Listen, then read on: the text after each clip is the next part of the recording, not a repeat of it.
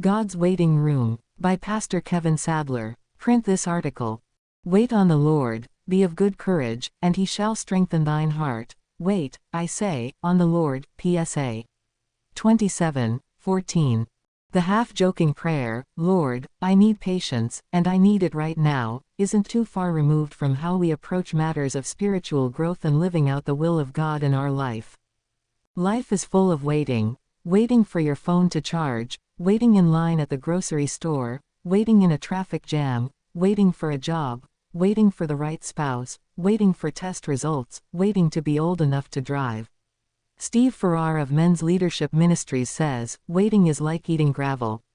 Nobody in their right mind wants or likes to do it. Waiting is difficult. The culture we live in is one that doesn't like to wait.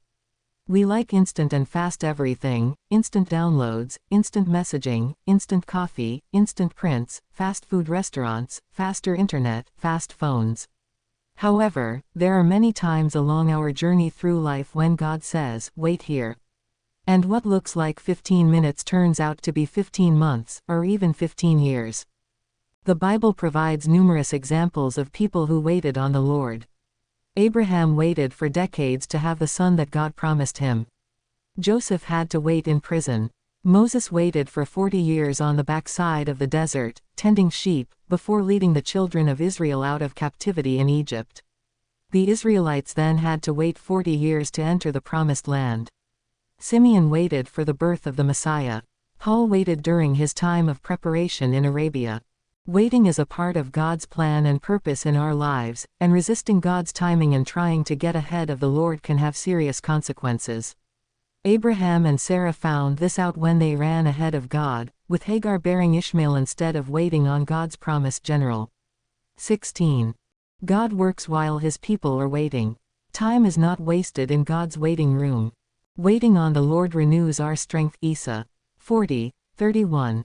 God often uses these times of waiting to prepare us for what lies ahead.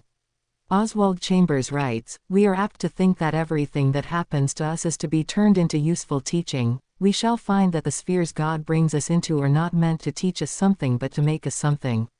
In those waiting times, God both teaches and makes us something, in as he cultivates patience, Christ-like character, and hope as we trust him through those times." As we read in Romans 5:3-5a. And not only so, but we glory in tribulations also, knowing that tribulation worketh patience, and patience, experience, and experience, hope, and hope maketh not ashamed.